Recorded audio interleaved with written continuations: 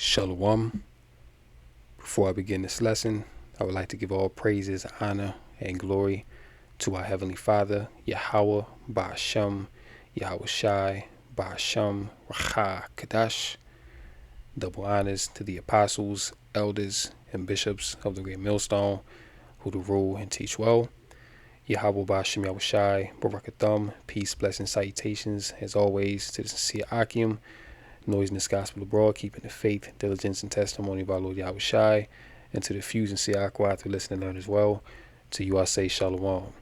So the title of this lesson to be "The Deeds of the Fugitive Will Not Go Unpunished," and the fugitive is Esau Edom. All right, the so-called white man, the self-proclaimed white man. Okay, and when you consider the amount of atrocities that Esau has done to the Lord's people, the Israelites, northern and southern kingdom, all right, there's cause for great judgment. And that's written all throughout the scriptures, the judgment of Esau, Edom, Bozrah, Rome. Okay. The Esau is what? The end of the world. Second Ezra 6 and 9. All right. And when you deal with the fugitive, right, this is Genesis 4 and 10. And this is the judgment that Cain received after he slew his brother Abel. And this is Genesis 4 and 10 in the KJV. And he said, "What hast thou done? The voice of thy brother's blood crieth unto me from the ground. And now art thou cursed from the earth, which hath opened her mouth to receive thy brother's blood from thy hand. When thou tillest the ground, it shall not henceforth yield unto thee her strength. A fugitive and a vagabond shalt thou be in the earth." Now, we'll tap into what it means to be a fugitive and a vagabond in a moment. But you have to understand, all right, that basically what is playing out today, this animosity, and notice that it's always between so-called black and so-called white. Okay, because those are the two main characters in the story, Esau and Jacob, good against evil. Jacob being the good and Esau being the evil. Okay, but this goes way back to the very, very beginning of the garden, all right, with the serpent and Eve, okay? And the Lord told the serpent that what? He would put enmity or hatred, animosity between the seed of the serpent and the seed of the woman. The seed of the woman would, today be the 12 tribes of Israel, all right? The seed of the serpent would be the Edomites, okay? And this is why, you've seen throughout the history of Babylon the Great, there's always been this focus on the animosity, the hatred between so-called white and so-called black, okay, even to this very day still. And there's a reason for that, you know what I'm saying? Everything is spiritual. And, all the atrocities that Esau's committed against the children of Israel, all right, those things are not going to go unpunished, because you have these Edomites, when you bring up, what they've done to Jake in this country, all right, they speak wickedly concerning oppression as it is written. They either brush it off, they say, oh, that was so long ago, or, that wasn't me, or get over it, pull yourself up by your bootstraps, you know what I'm saying? These are the things that they will say. They'll completely dismiss the atrocities that their forefathers have done to our people, even though they themselves benefit from the atrocities and the rape, robbery, and the murder that their forefathers forwarded. Okay, that's why they're able to have the land and have all the wealth that they have today, which we'll tap into that in this lesson. Okay, but the bottom line is Esau has committed crimes against the Lord's people, northern and southern kingdom, that he is going to have to pay for, man. All right, in this narrative of Jake is inferior, and Jake is just low IQ, and they're nothing but criminals, and they can't govern themselves, and just this pseudoscience rhetoric, okay, that these Edomites like to put out there, you know what I'm saying? And they love to pull out their statistics, right, when it comes to the crime of Jake. Okay, but when you pull up the Edomite statistics, okay, that's when people's jaws really drop to the floor. You see? but they love their statistics. But this is the fugitive and the vagabond. All right. So when you tap into what is a fugitive and a vagabond, it says here from Google AI overview, a fugitive is a person who is running away, fleeing from the law or authority to avoid arrest, punishment, or accountability.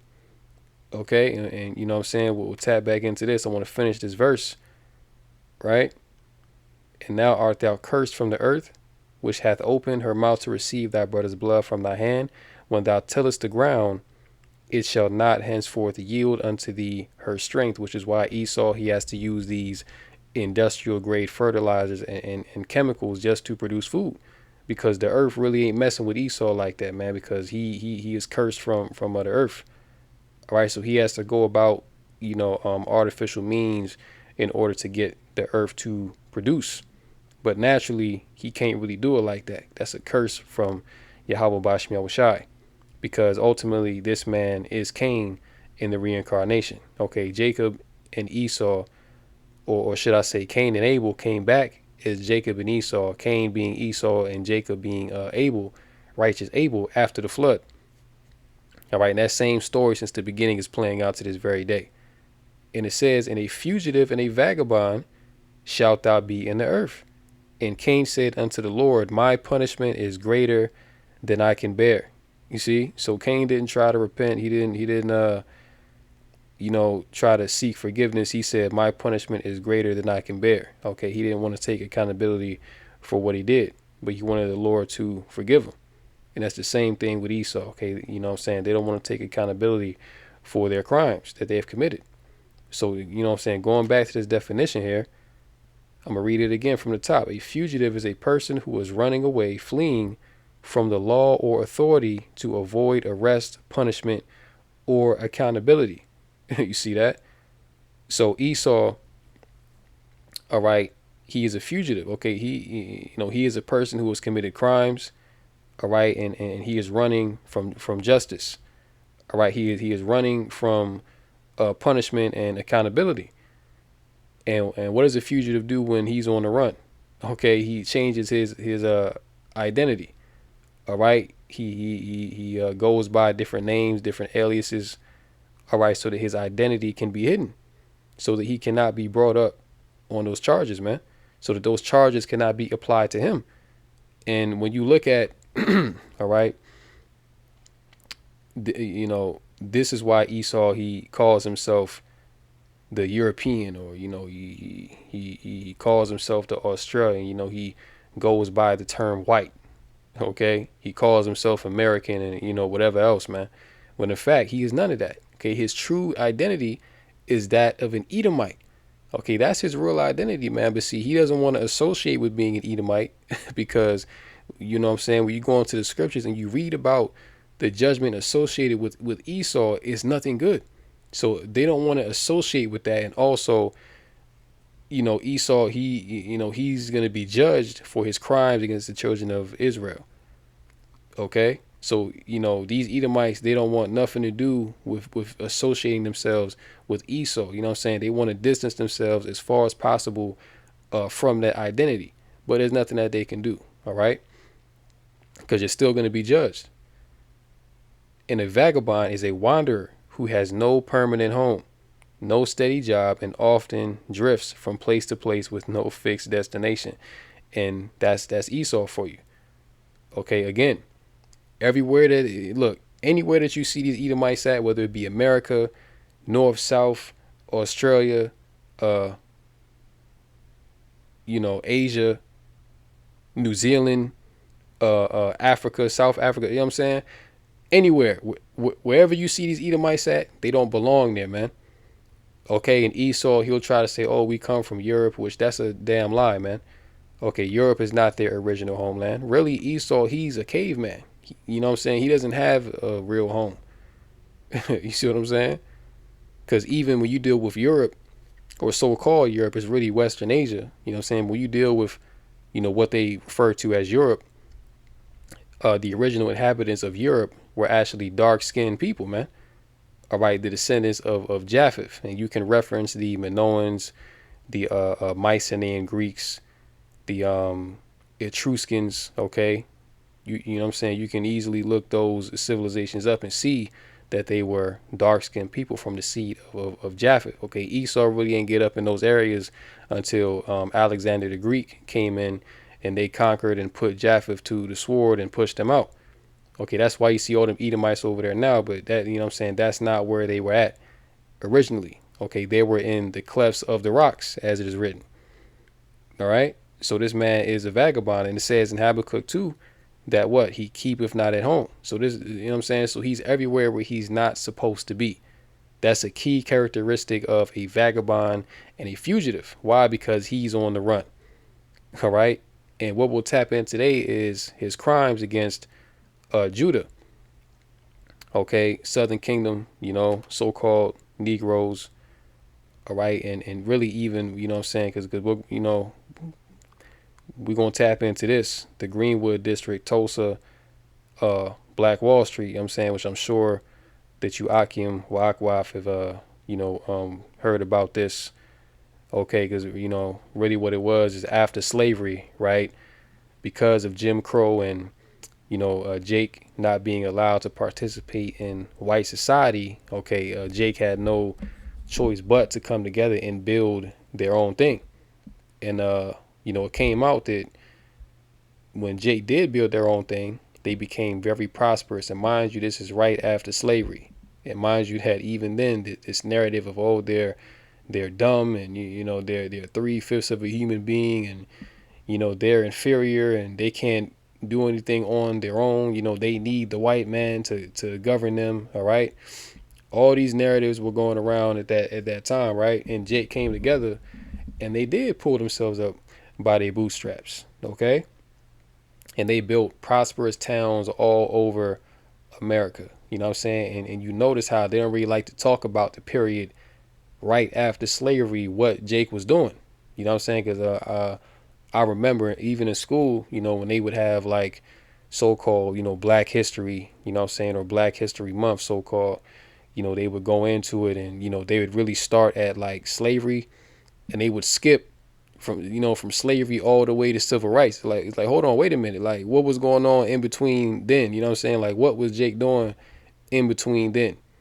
You know, they might touch on abolition a little bit, but it was really slavery, abolition, the emancipation, and then they jump straight to civil rights. Like, hold on, you know what I'm saying? Like, what was going on in like the late 18, early 1900s era? You know what I'm saying? Like, what was Jake doing?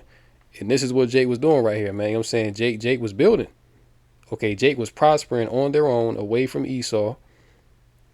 All right, they you know what I'm saying? They were buying up land. They were getting into the oil. You know, they were getting into certain industries that brought wealth to Jake communities. You know what I'm saying? And you might ask the question, well, what happened to all these towns? Okay, why can you not find one, all right, so-called black town that's prospering in America today? Well, we're gonna tap into that in this lesson today to show you that it was all sabotage. Okay, that Esau, he came in and he burned it down, that he destroyed it all, man, because, you know what I'm saying, this inferiority narrative that these devils like to push, it didn't stick. And it's clear, all right, that Jake is really superior to Esau, man. Because how the hell, you know what I'm saying, do you just come out of slavery and you building all these prosperous towns all over America, living even better than so-called white people in their own kingdom? You know what I'm saying? That right there did not sit right with Esau, and that's why he had to come in and do what he did, man. Okay, fulfill John 10:10, that, you know, the thief cometh not before to steal, to kill, and to destroy. Okay, this man is the thief, man. One of his many aliases that he's known by in the scriptures. Okay, so this is what was going on in the period post slavery. All right, that they don't really like to touch on. Okay, you know what I'm saying, these Edomites, they like to brush over that because they don't want you to know that Jake actually has something going on. You know what I'm saying? They don't want you to know that, you know what I'm saying, Jake really don't need Esau, man. All right, so, you know, we'll tap into this. The Greenwood District, Tulsa's lost, Black Wall Street. Let's check it out. into the district to visit certain shops or to eat at certain restaurants. Greenwood's success then lay not in walling itself off from the white world, but in keeping the money inside, in allowing black citizens to profit from the success of black businesses. After all, Greenwood's skilled workers had money, so why not encourage them to spend it locally? With Jim Crow keeping residents out of the white theaters and restaurants in Tulsa, businesses soon started mushrooming up across Greenwood to meet the demands of the black middle class. Movie theaters, pool halls, nightclubs, fancy eateries, jewelry stores, luxury hotels, you name it, if it was desirable, Greenwood had it. Soon the district's microcosm had grown beyond just leisure and entertainment. There were schools, banks, hospitals, even a newspaper, the Tulsa Star. Thanks to all this choice, it's estimated every dollar in Greenwood changed hands 19 times before it left the district. People got rich. They got rich enough to buy automobiles, big homes, even private airplanes. So you heard that? So in this one particular community, and this wasn't the only one, this was pretty much all of these Jake communities that existed at that time. Okay, the wealth in these communities passed 19 times within the community before it left.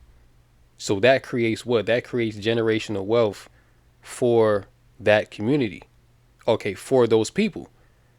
And this is part of it. I don't want to get off into it, but this is, a big reason why Esau, he came in and he integrated Jake into so-called white society or Edomite society, because Esau knew this. Okay, Esau said, listen, we can't have these people, doing well for themselves. We need to integrate them into us so that we can control them better, so that we can destroy them.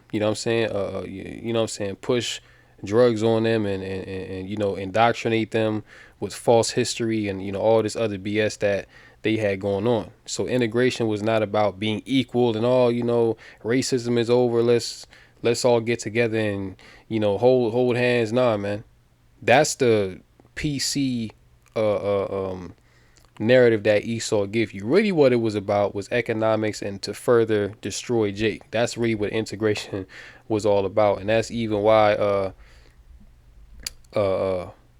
Martin Luther King, okay, that's why even he said that, because he woke up towards the end of his life, and that's why they took him out.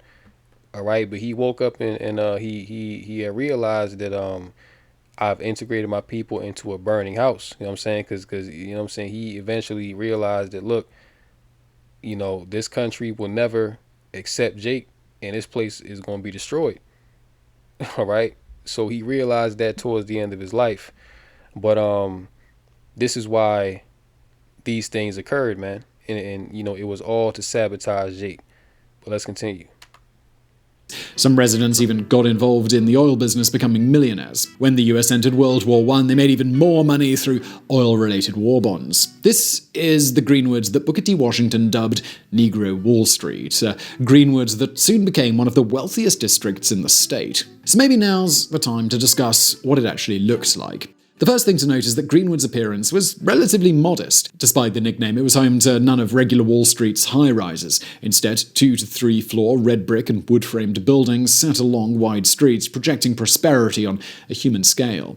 The heart of everything was an area known as the Marquee Block, down on the district's south near the rail line dividing Greenwood from White Tulsa. This was where most of the businesses were located. It was also the area where you could do things like take in a show at the famous Dreamland Theatre or grab a drink at the Zulu Lounge, or if it was early to be drinking, hit the Bell and Little Cafe for one of their famous 6-course meals. Further out toward the residential districts, the wealth became a little more conspicuous. The most conspicuous was probably J.B. Stratford's 55-room luxury hotel, a place perfectly calibrated to the expensive tastes of the Roaring Twenties. Out on North Detroit Street too, the houses of Greenwood's wealthy screamed money. The local physician and property tycoon, Dr. R.T. Bridgewater, for example, lived in a house contemporary reports summed up as palatial. The wealth was also reflected in the people you'd see out and about. While there were plenty of ordinary Joes, there were also families in big, expensive motorcars or women sporting cutting-edge fashion.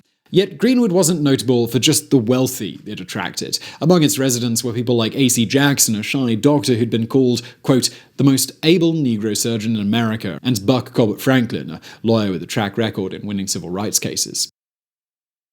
And I want to interject real quick because especially out there in Oklahoma, right? Because Oklahoma, that was that was like what they called Indian territory. You know what I'm saying? So you had a lot of Jakes, all right, Northern Kingdom Jake that was out there as well, that was actually in Black Wall Street, man.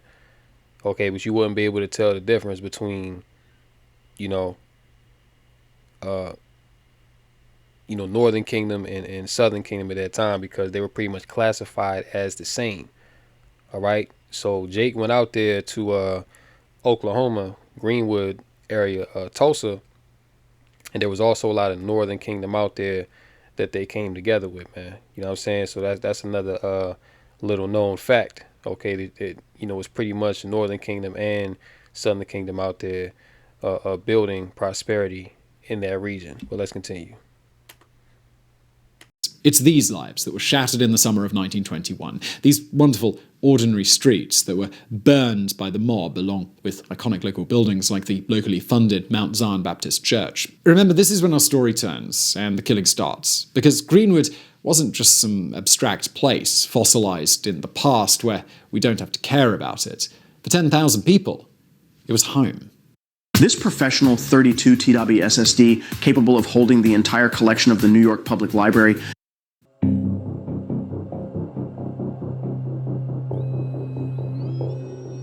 As Greenwood grew and prospered, just across the rail tracks, something else was growing too: the malignant tumor of racism. Post-1907, Oklahoma's lynchings had stopped being white-on-white violence, become instead a tool for black oppression. Awful as they were, though, it wasn't just the lynchings that were poisoning the state. Racial violence doesn't come out of nowhere. It boils over from the elites telling you to distrust or fear that kind of person, from law changes designed to make some groups seem irredeemably other. In post-statehood Oklahoma, these laws included racist taxes and literary tests. They included a state Supreme Court upholding voting restrictions. They also included a government that preferred not to prosecute white violence. This was the era of the whipping party, when gangs of whites would take a black person accused of some offense and whip them within an inch of their lives. There was also an era when all the messages blaring out of civil society told an endless story: that black people were inferior, that they didn't deserve nice things. In places like Tulsa,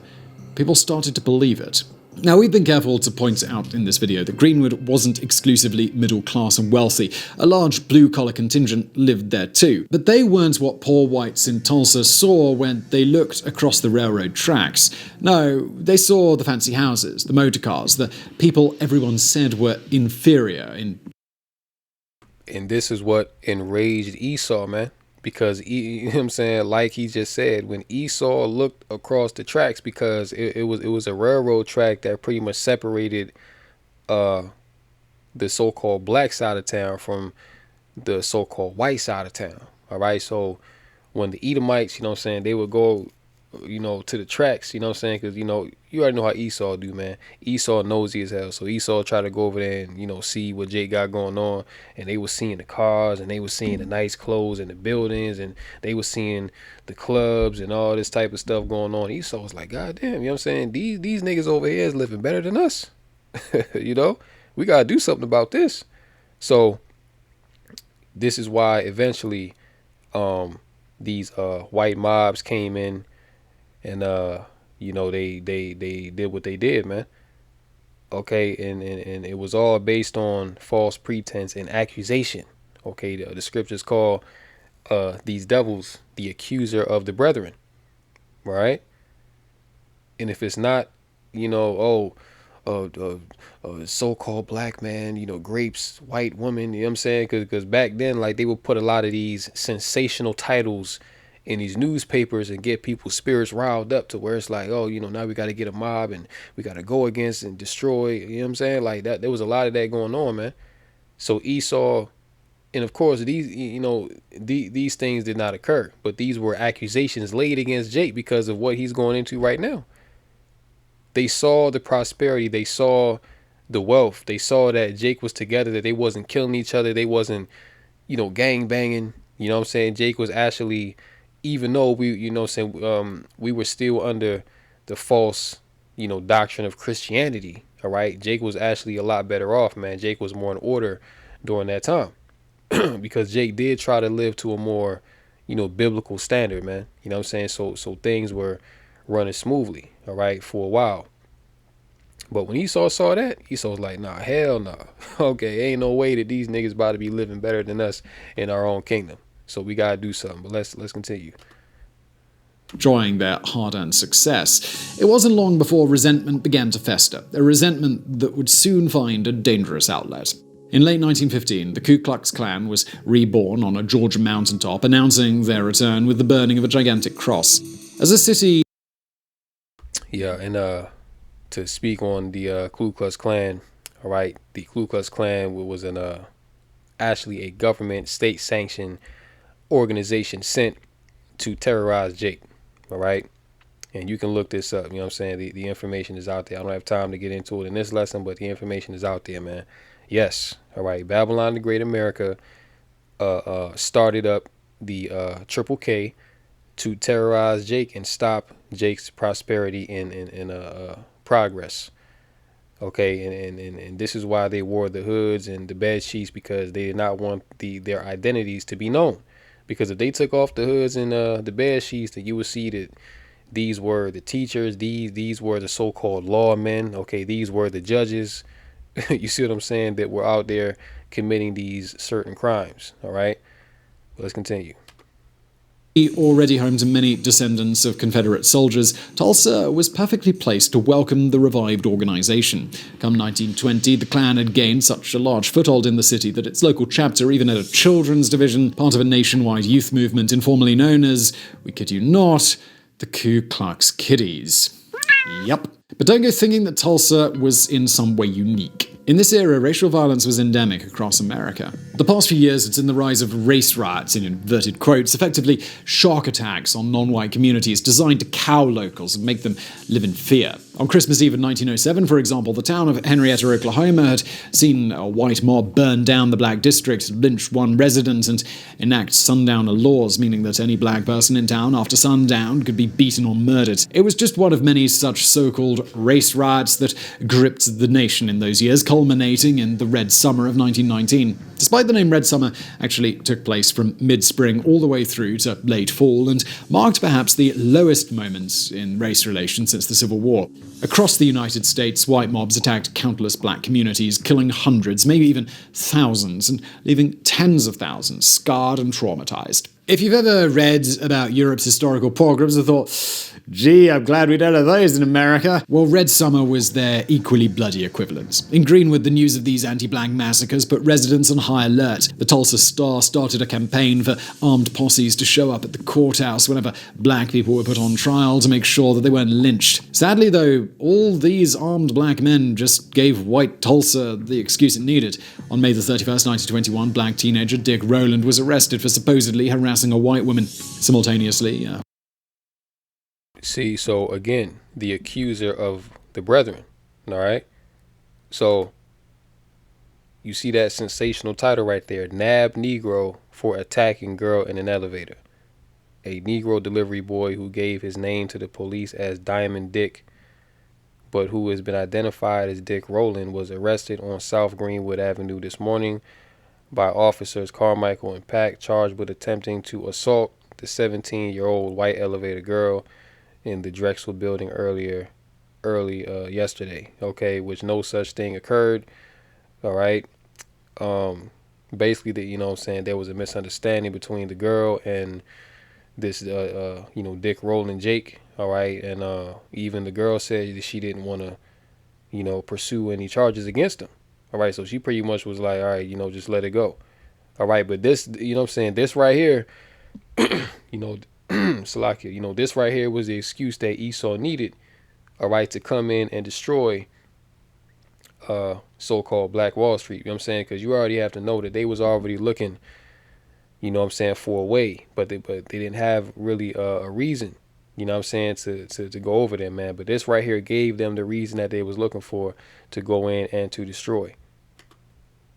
One black teenager, Dick Rowland, was arrested for supposedly harassing a white woman. Simultaneously, a white lynch mob and an armed escort of 75 Greenwood residents converged on the courthouse. In the confusion and tension, someone fired a shot. It was the spark that would set Tulsa ablaze. The next morning, after a night of anti-black violence, a white mob stormed Greenwood. As airplanes buzzed overhead, dropping homemade firebombs onto homes, the mob shot, stabbed, and burned its way across 35 blocks. By the time the sun rose on June the 2nd, Black Wall Street would be no more. Now, you want to talk about thuggery, okay? You want to talk about violence, okay? This is the prime example here. All right, one of many. You know what I'm saying? And even modern day, look at what they doing to the Palestinians in Gaza. It's basically the same thing that they did to Jake, man, but they doing over there. All right, accusing them, oh, they're Hamas, and you know they're smuggling this and that, and they're criminals, and you know what I'm saying, they're abiding terrorists. You know what I'm saying? All this narrative that's going on, and it's all to justify going in, rape, robbing, and murder, which, you know what I'm saying, that we already know that the reports are out that a lot of that's going on. All right, they over there starving them people out, dropping bombs on them. You know what I'm saying? Gaza, look, you know what I'm saying, look like a straight up apocalyptic zone now, man, from what them small has been over there doing. So this is what these people do, man. This, everywhere that they go, the same thing. Okay, it's the same pattern that they do, man. Before they go in and destroy, they have to, you know, justify themselves doing what they do. They got to demonize you. You know what I'm saying, they have to accuse you, then they go in for the kill. All right. So this is the history of Esau Edom, man. And this is why the fugitive is not going to go unpunished, man. These people are not going to get away. They're going to have to pay for everything that they have done and everything that they continue to do still to this day. Because this is not stopped.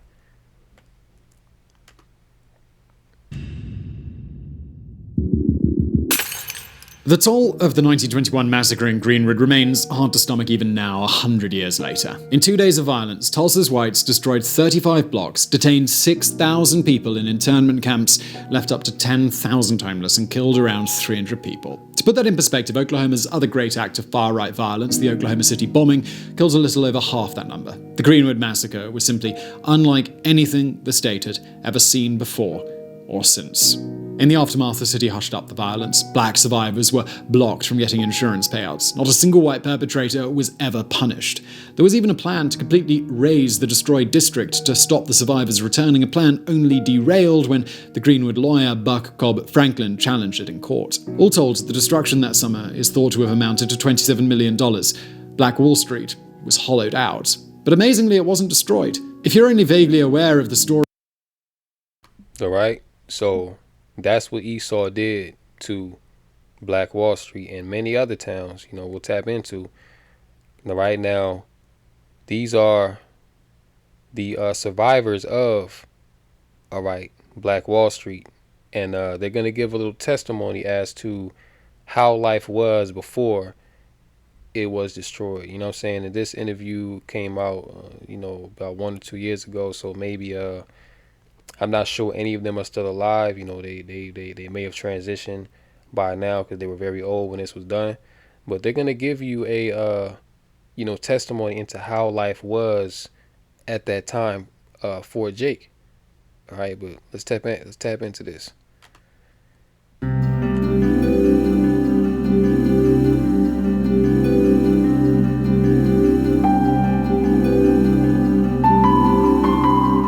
On May 31st in 21, I went to bed at my family's home in Greenwood. The neighborhood I felt asleep in that night was rich, not just in terms of wealth, but in culture, heritage, and my family had a beautiful home. My family was driven out of our home. We were left with nothing.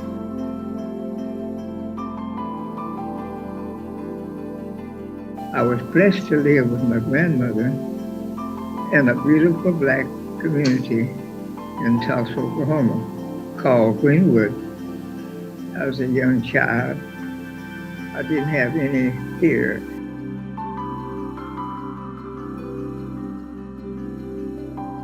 I still smell smoke and see fire. I still see black businesses being burned.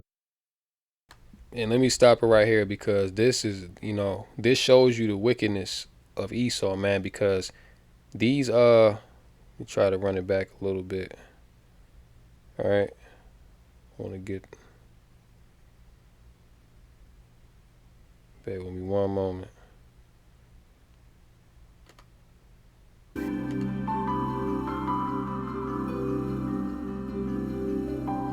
I still Right. So right here, okay, this is one of the survivors of Black Wall Street giving a testimony, and she's basically going before the judge and saying, "Listen, I survived this. Like I'm a living testimony, a witness as to the wickedness that went on." And she was basically asking for reparations and stuff like that, and Esau denied it, man. Okay, Esau said no. Here it is. You can't say that. Oh, this was so long ago. Nobody's alive. Like, this is literally a living testimony to the wickedness of Esau. She seen what happened firsthand, man. And you know what I'm saying? Before Esau laying it out, giving a testimony, and Esau still said, "No, we, you know what I'm saying? We're not gonna give you nothing." So no justice has been afforded to the survivors of this Holocaust, man. So guess what? Esau, he has not paid in this life. You know what I'm saying? But guess what? He gonna pay when Yahweh shall return, and he gonna pay with some brutal hardcore slavery, man.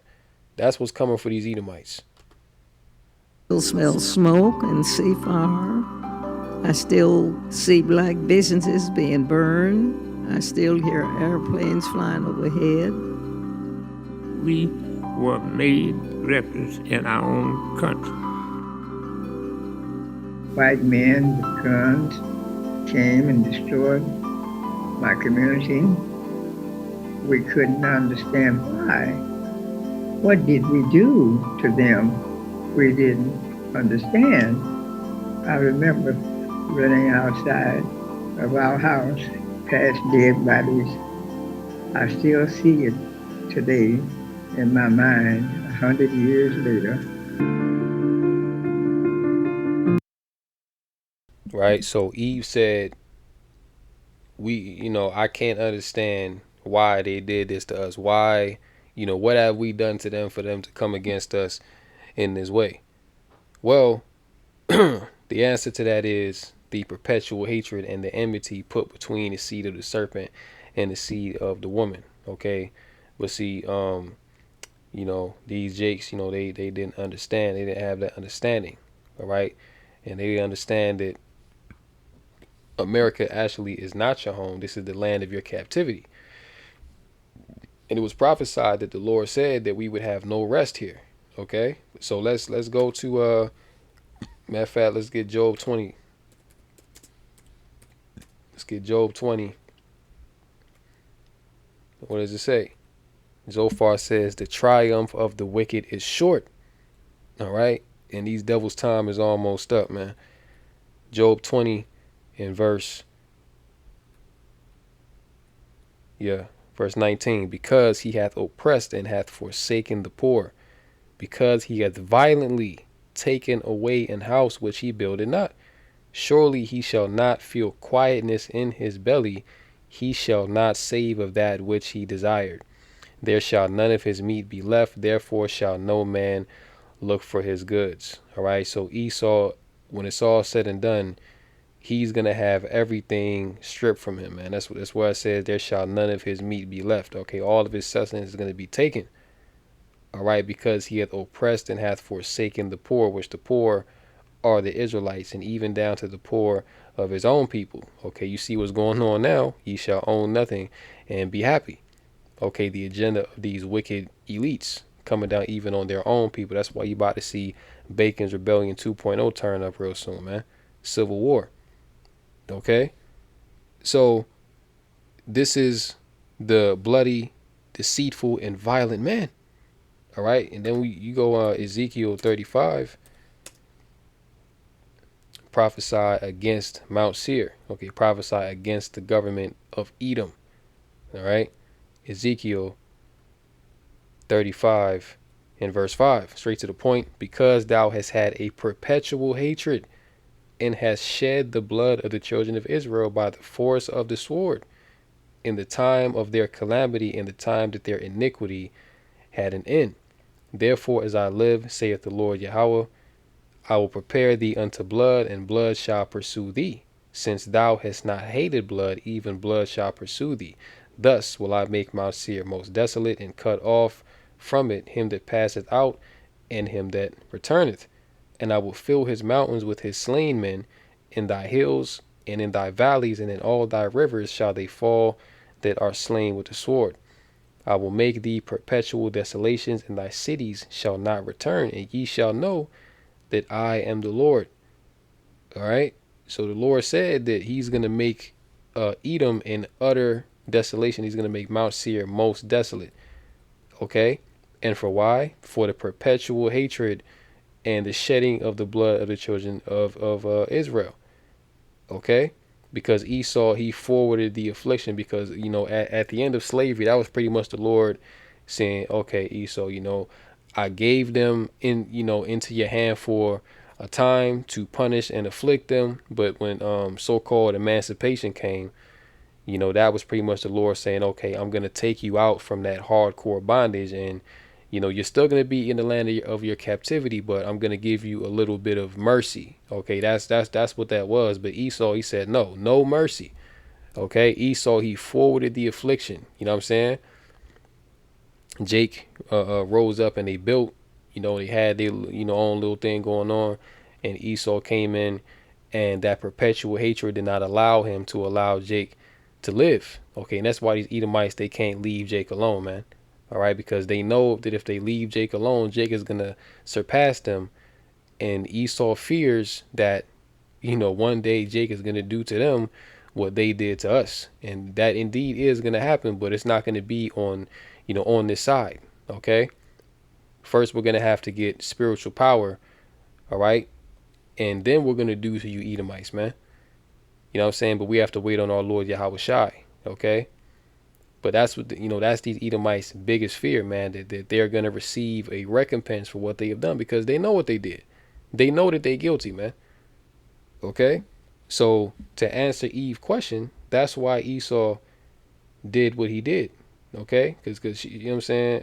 She said, I can't understand why, they would do such a thing. You know what I'm saying. But when you understand the perpetual hatred and the enmity between the seed of the serpent and the woman, then everything starts to come together.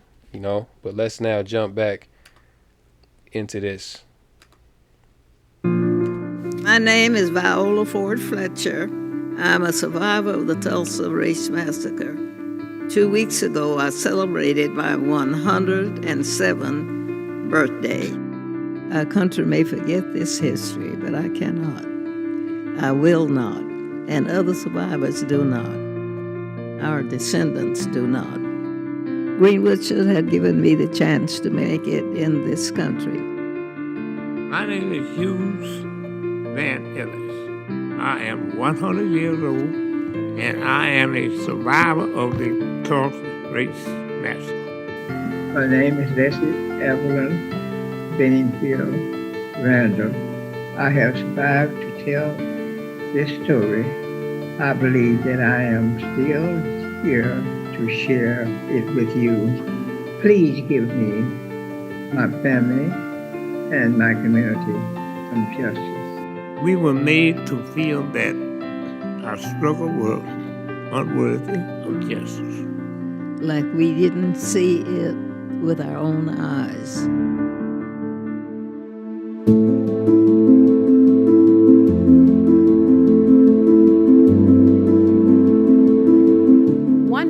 Years and counting.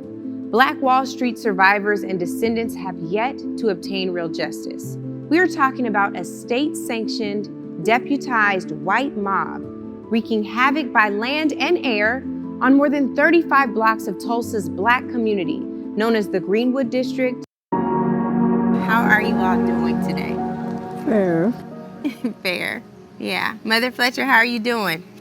Fine. You're fine. Uncle Red, how are you doing? I'm doing great. Doing great. I'm Okay. very excited. Oh, I'm so happy to hear that. Mother Randall, if I can come to you, do you have some positive memories of what it was like growing up in Tulsa at the time before the massacre? Well, before the massacre, I was such a small child, but I do remember some things, you know.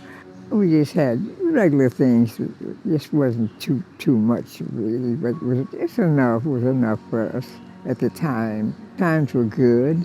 We didn't have a lot of robbery and all that stuff like we had now.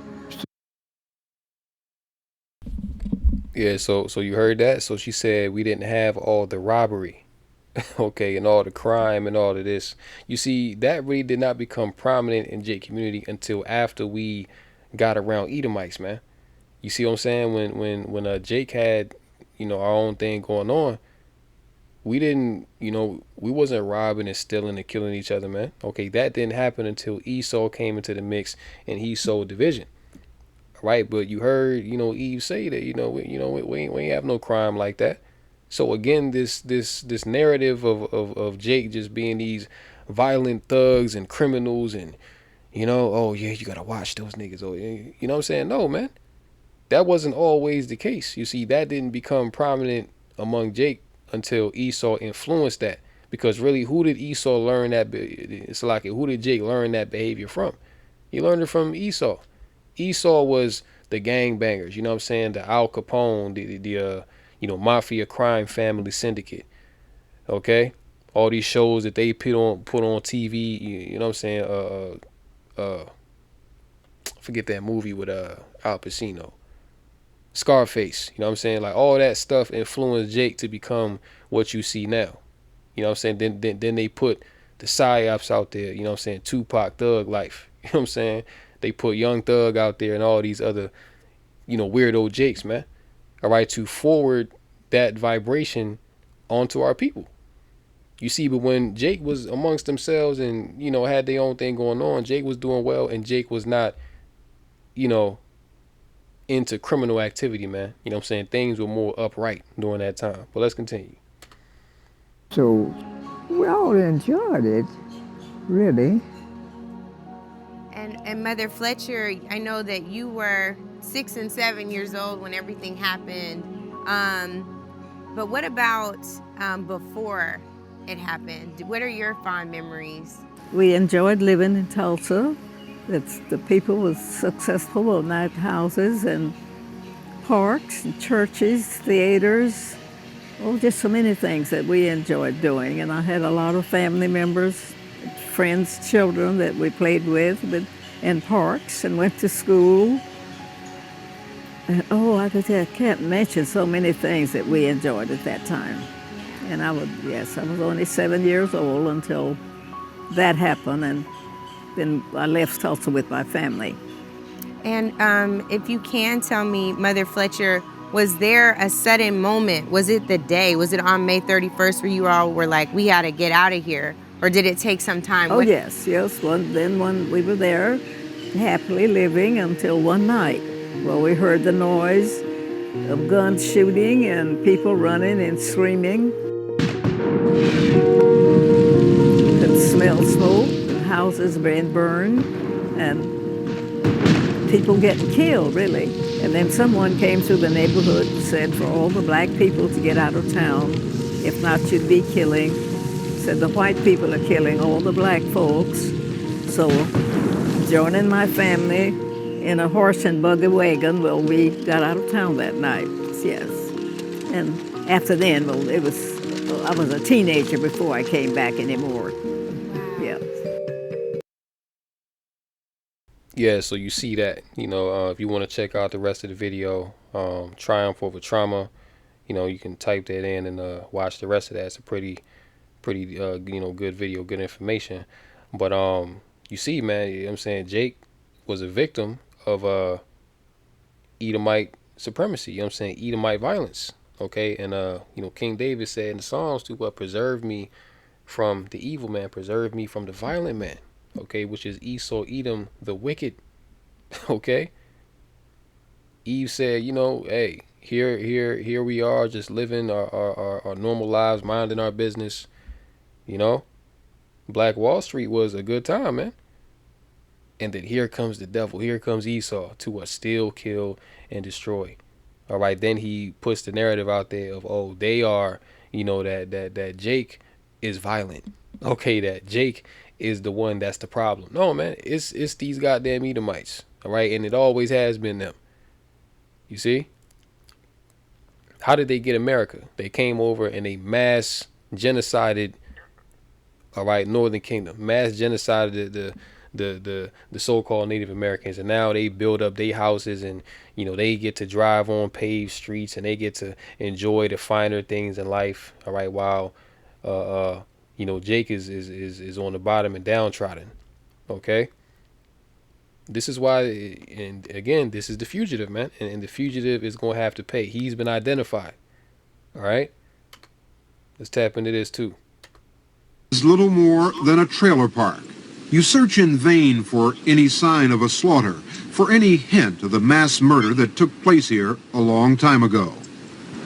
Well, what did it look like? It's a big blaze. You seen things on fire. A big blaze, just burning down. Just burning up the whole thing. Just burning up my grandmama's house, churches, and everything. They burn up everything we had. All our clothes and everything. Yeah, they burned it up. Why did they burn everything? They was mad. But you were just little children. I know it. What did we care? They didn't care. They killed us. I was about 8 years old. Minnie Lee Langley was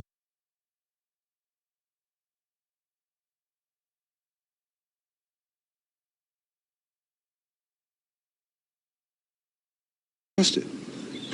Took it. What do you say to children on the land? Yeah, we own our land. All of them. And no one ever paid you any money for this land? No. You just lost it. Took it. So you heard what Eve said? He said, oh, so you just, so the reporter said, oh, so you just lost the land. She said, no, they took it.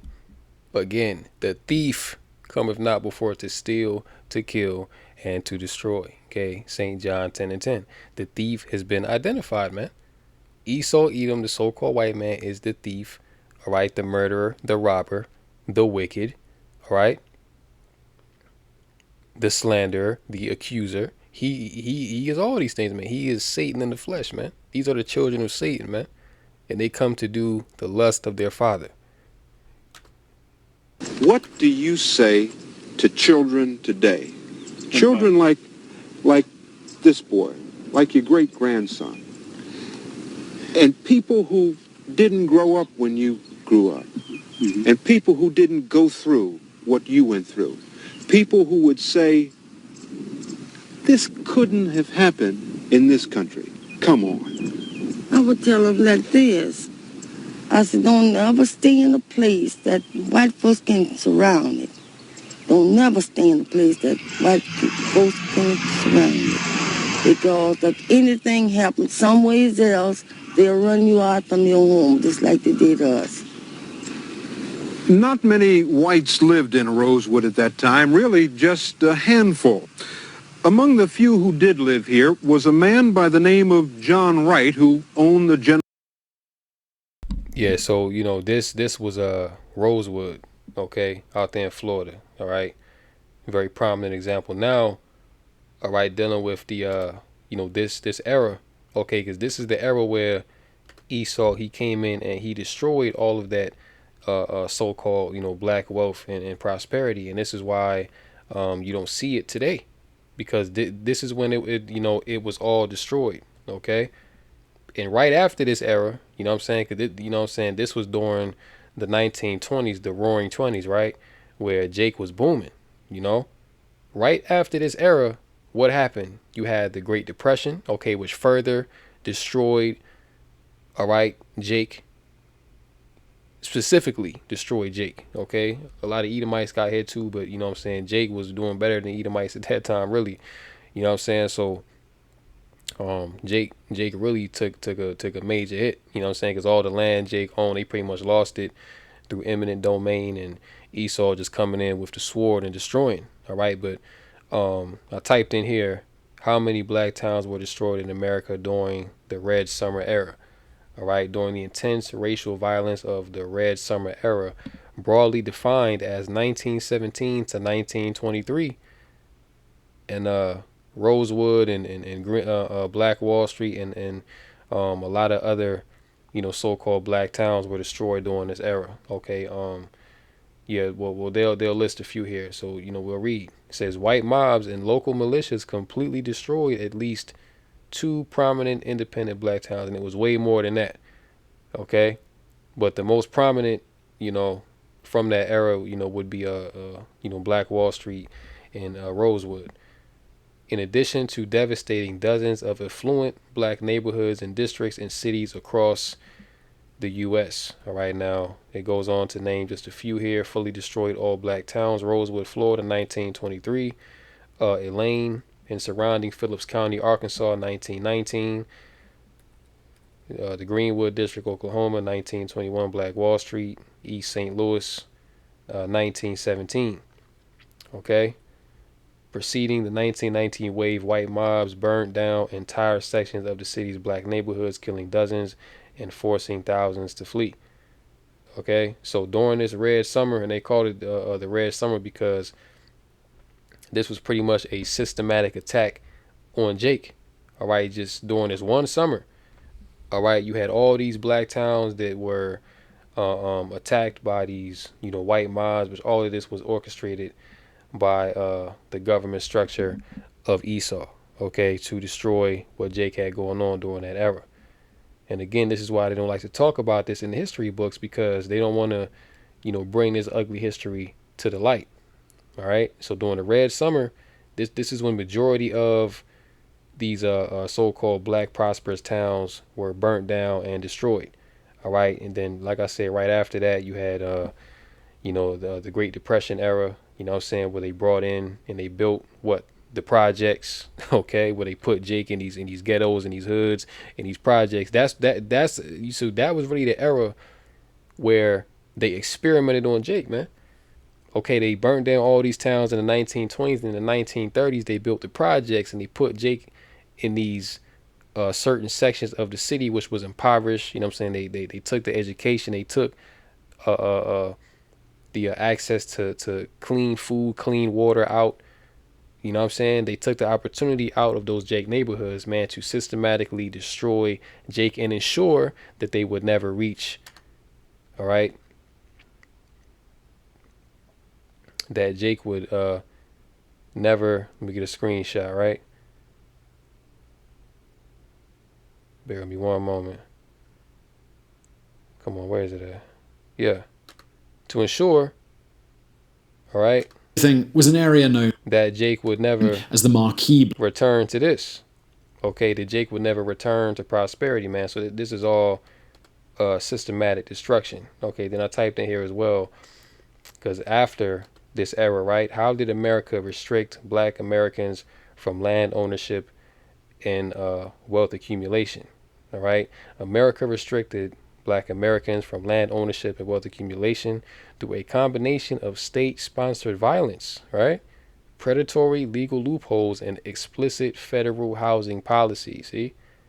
Namely, the projects. These systematic barriers severely hindered intergenerational wealth transfer, land theft, and violence. In the decades following the 1919 Red Summer, violent campaigns such as the Tulsa Race Massacre destroyed thriving black communities and resulted in property loss without compensation, which ensured that Jake could not build themselves back up after these things were stolen from them.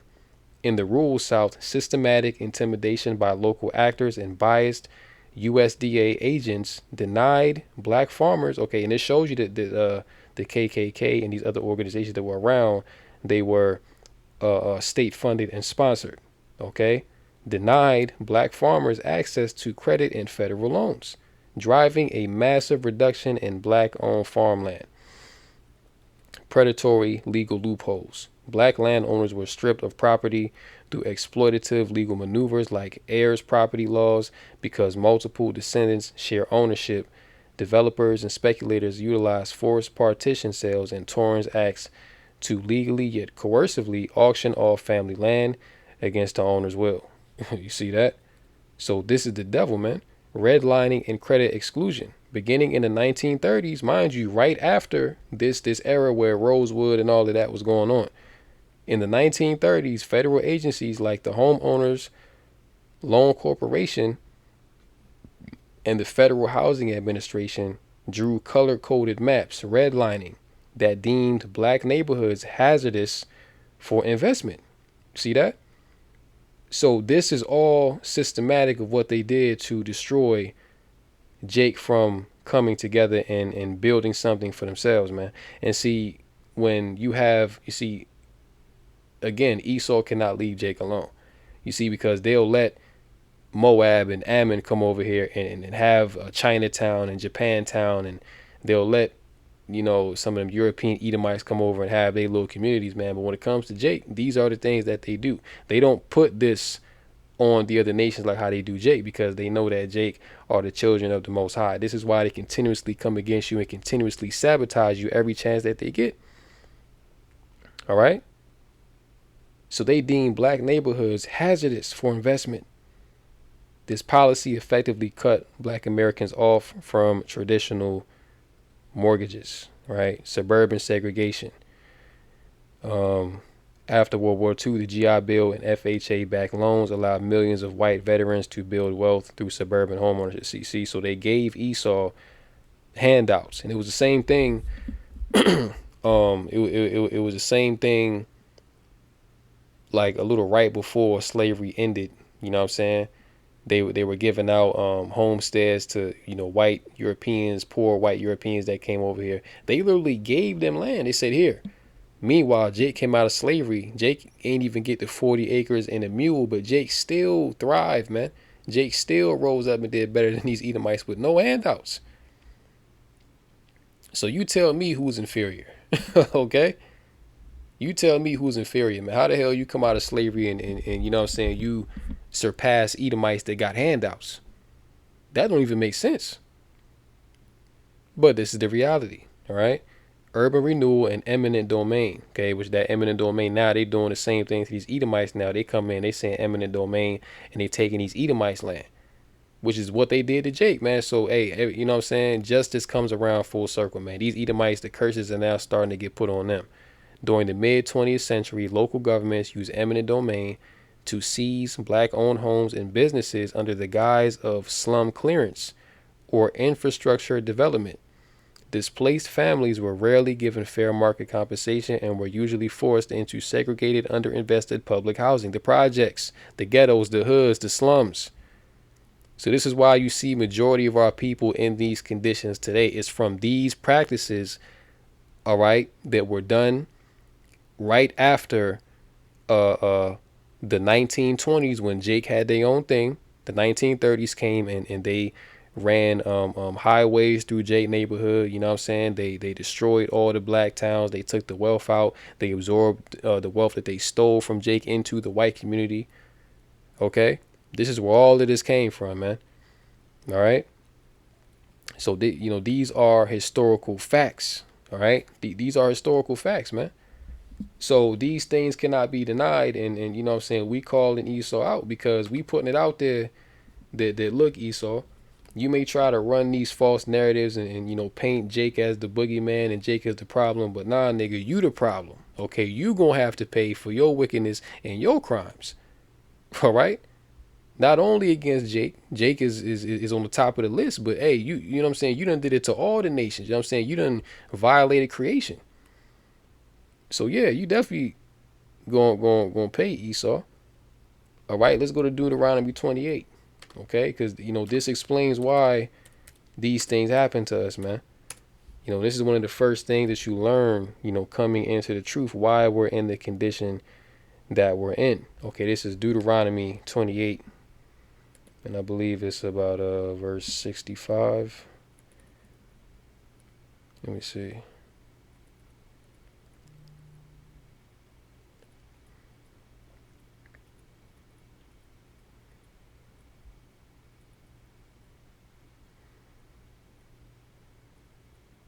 Yup, here we go. Deuteronomy 28:64. And the Lord shall scatter thee among all people, from the one end of the earth even unto the other, and there thou shalt serve other gods, which neither thou nor thy fathers have known, even wood and stone. All right, that's why Jake is heavily into Islam, heavily into, Christianity, okay, and these other false ways, man. All right, these are religions that our fathers have not known, okay, because we fell away as a nation of people. Verse 65, and among these nations shalt thou find no ease, neither shall the sole of thy foot have rest, but the Lord shall give thee there a trembling heart, and failing of eyes, and sorrow of mind. And thy life shall hang in doubt before thee, and thou shalt fear day and night, and shalt have none assurance of thy life. Show me what has happened to the small hats. Show me where the small hats were put on ships and scattered to the four corners of the earth, and they were in lands where they had no assurance of their life. You know what I'm saying? These people own everything, man. They're not on the bottom. They're on the top of society. So the true Israelites, they would be on the bottom according to prophecy. And what we went into today shows you that what Esau has done, he is specifically targeted Jake, all right, to destroy. He's not worried about the other nations. You know what I'm saying? He's worried about the so-called Negro, Latino, and Native American. That's who he's got his eyes fixed on to destroy, because he knows who we are. All right? Esau knows, man. Verse 67, in the morning thou shalt say, would Yahweh it were even, and at even thou shalt say, would Yahweh it were morning. For the fear of thine heart wherewith thou shalt see, and for the sight of thine eyes which thou shalt see. And them Jakes that was out there in Rosewood, Greenwood, and all the different other towns that they was in, you know what I'm saying, all these scriptures applied. Okay. And the Lord shall bring thee into Egypt again. Okay, America is modern day spiritual Egypt, with ships, by the way whereof I spake unto thee, thou shalt see it no more again, and there ye shall be sold unto your enemies for bondmen and bondwomen, and no man shall buy you, or no man shall redeem you or save you from your captivity. That's what that means. Okay, so we were sold unto our enemies, man. And you see, enemies would not come in and constantly demonize you, constantly seek to destroy you and lie on you and do all these things, man. Okay, a friend does not do that. Only your enemies would do such a thing. Okay, so the Edomites, you know what I'm saying, the so-called white man, starting with their elites, they are the enemies of the Israelites, man. Okay, you know what I'm saying, you just need to know who your enemy is in these last days. All right, cannot trust these people, man. All right, this is let's get Amos, get ready to close out. We've done going over an hour now. All right, Amos 1 in verse 11. Right, and it reads, thus saith the Lord, for 3 transgressions of Edom, and for 4 I will not turn away the punishment thereof, because he did pursue his brother with the sword, and did cast off all pity. Okay, so Esau had no mercy on Jake, man. Okay, still to this day, Esau is having no mercy. And his anger did tear perpetually, and he kept his wrath forever. But I will send a fire upon Teman, which shall devour the palaces of Bozrah. Thus saith, okay, yeah, that's the point right there. All right, so for 3 transgressions of Edom, and for 4, the Lord is not going to turn away the punishment of Edom. He's not going to turn away the punishment of the fugitive. All right. And that's why you Jakes need to understand that America ain't it, man. Okay, because you see what happens when Jake gets up. Okay, Esau comes in and he tears it down because he's been given the power. Micah 2:10, arise ye and depart, for this is not your rest, because it is polluted. It shall destroy you even with a sore destruction. So this is not our rest. This is not our kingdom. This is not our end all be all. See, we have a kingdom coming where we will be at rest. We have a kingdom coming where we will not have to worry about our cities being destroyed and the enemy coming up against us. No, we're going to be in full power, full authority, and the heathen are going to fear us. Okay, not the other way around. All right. So it's another scripture I want to, what was I thinking of? We can get one more Isaiah. Yeah, let's get Isaiah 14 and close out there. All right. Isaiah 14 and yeah, verse 5. Because this is what's coming. All right. This identifies Esau as well. The Lord hath broken the staff of the wicked and the scepter of the rulers. He has smote, he who smote the people in wrath with a continual stroke. He that ruled the nations in anger is persecuted, and none hindereth. The whole earth is at rest once the devil get taken down, and is quiet. They break forth into singing. Okay, so Esau, he has smote the people. He has smote the Israelites in wrath with a continual stroke, just non-stop, day in and day out, man. He that ruled the nations in anger is persecuted, and none hindereth. Okay, so Esau's time is coming, man. You know, so Esau's time is coming where they're going to have to pay for all their crimes, all the evil and wickedness that they done against Jake. You see what I'm saying? And it's well justified. Okay, because Esau did these things for no cause. All right, out of pure jealousy, envy, and hatred did Esau do these things. All right, but he didn't account for the fact that the Lord is with us, man. Okay, that the Lord is with us, and that His judgment is coming, and ain't no way He gonna get out of it. So with that, I'm gonna go ahead and close out, Lord willing. This lesson has been edifying through the Rakakadash. Call her Lord Yahweh by Hashem Yahushai by Hashem Rakakadash. And until next time, Lord willing, shalom to the elect. Kom Yashala wa Bababo. Shalom.